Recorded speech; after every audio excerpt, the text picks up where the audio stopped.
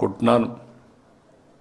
మీరందరూ గుర్తుపెట్టుకోవాల్సింది, నాగపణి శర్మ గారు ఒక మాట అన్నారు, ఆదాయం వస్తుంది, అదే మాదిరిగా కష్టపడకపోతే ఏది రాదు. ఈ విషయం అందరం స్పష్టంగా ఉండాలి. ఒకప్పుడు శారీరక కష్టపడేవాళ్ళం. ఈ ఉగాది సందర్భంగా మిమ్మల్ని అందరినీ కోరుతున్నా, ఇప్పుడు హార్డ్ వర్క్ కాదు, స్మార్ట్ వర్క్ అవసరం. ఆ విషయంలో మీ అందరిలో క్లారిటీ రావాల్సిన అవసరం ఉంది. టెక్నాలజీ యుగంలో ఉన్నాం. ఒకప్పుడు హైటెక్ సిటీ కట్టాను, ఐటీని ప్రమోట్ చేశాను. ఇన్ఫర్మేషన్ టెక్నాలజీ తెలిసేది కాదు చాలామందికి. చాలామంది ఐటీ అంటే తిండి పెడుతుందా అని అడిగారు. నేను సెల్ ఫోన్లు ప్రమోట్ చేశాను. చైనాలో సెల్ ఫోన్లు పెరుగుతున్నాయి, ఎక్కడ పోయినా కూడా సెల్ ఫోన్లు వాడుతున్నారు. మన దేశం టెక్నాలజీలు వెనుకబడిపోతున్నా అని చెప్పి మాట్లాడితే సెల్ ఫోన్ తిండి పెడుతుందని మాట్లాడారు. ఈరోజు నేను గర్వంగా చెప్పగలుగుతున్నా, సెల్ ఫోన్ లేకపోతే ఎవ్వరూ కదిలే పరిస్థితిలో లేవు. ఆ స్టేజ్కి వచ్చేసాం. అంటే దీంట్లో కూడా ఒకటి గుర్తుపెట్టుకోవాలి, సెల్ ఫోన్ వ్యసనం అయితే మీకు సమస్య ఉంటుంది, అది కూడా గుర్తుపెట్టుకోండి మీరు. మన పిల్లలకు కూడా సెల్ ఫోన్ ఒక వ్యసనంగా మారితే మాత్రం చాలా సమస్యలు వస్తాయి.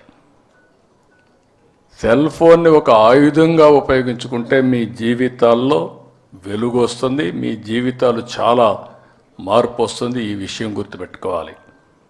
మీరు ఎక్కడుంటే అక్కడే ఆఫీస్.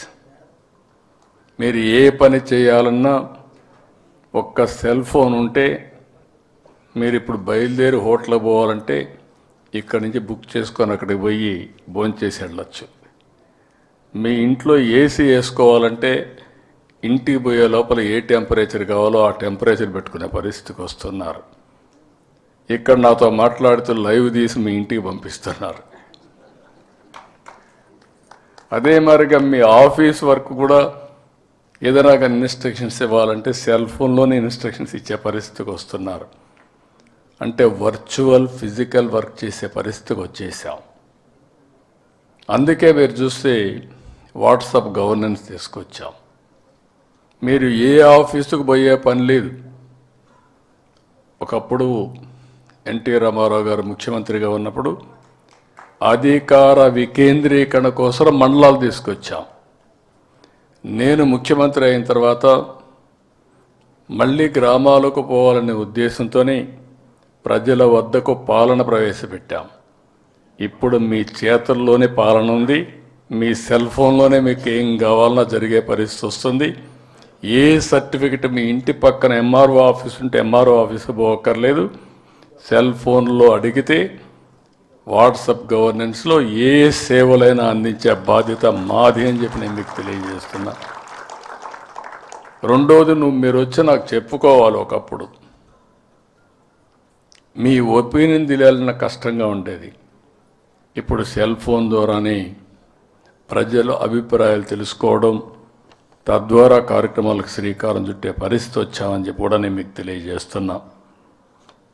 ఈ సంవత్సరం కూడా మనం బడ్జెట్లో ఇన్ని కష్టాలున్నా 3,22,000 కోట్ల రూపాయలు బడ్జెట్ పెట్టాం. ఇంత మునిపే వారు చెప్పినట్టు రాజపూజ్యం అవమానం గురించి చెప్పాల్సి వస్తే గడిచిన 5 సంవత్సరాల్లో ఈ రాష్ట్రంలో అందరికి అవమానాలే. రాబోయే రోజుల్లో ఎవ్వరికి అవమానాలు ఉండవు. నాగపణి శర్మ గారు కూడా ఈ రాష్ట్రం వైపు వచ్చినట్టు నాకు జ్ఞాపకం లేదు. ఎవరికి అక్కడ ప్రవేశం కూడా లేదు. అయితే ఒక మంచి కార్యక్రమానికి దానికి శ్రీకారం చుట్టాం. నేను చెప్పినప్పుడు చాలామంది అర్థం చేసుకోరు. 20 ఏళ్లకు ముందు చెప్తే చాలామంది ఈయనట్నే మాట్లాడతాడు, 30 ఏళ్లకు ముందు మాట్లాడాను. ఇన్నవాళ్ళు బాగుపడ్డారు.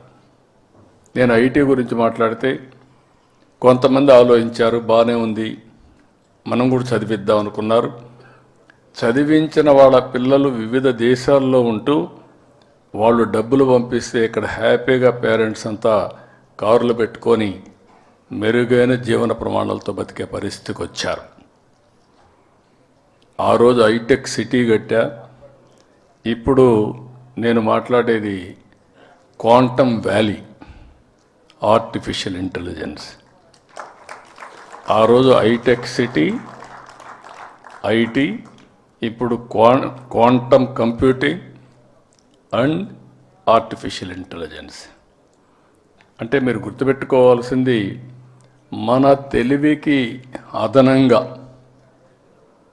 ప్రపంచంలో ఉండే మేధావుల తెలివితేటలన్నీ ఉపయోగించుకొని మనం చేసే పనికి నిర్ణయం చేసే పరిస్థితి వస్తుందంటే అది ఈరోజు ఆర్టిఫిషియల్ ఇంటెలిజెన్స్ అని చెప్పి కూడా నేను మీకు తెలియజేస్తున్నాను.